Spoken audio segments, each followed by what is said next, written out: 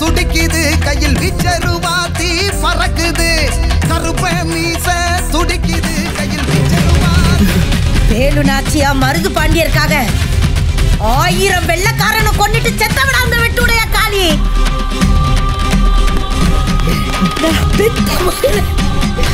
நடு ரோட்ல வச்சு கழுத்தறுத்தவன கழுத்தறுக்கிறதுக்காக இருக்கிறவங்க தான் அந்த ஆவரங்காட்டு காளி.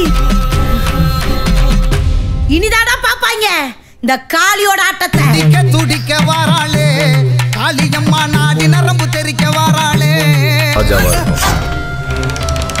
இந்த ஸ்டேஷன்ல நான் தான் சிங்கம், இங்க நான் தான் ராஜா.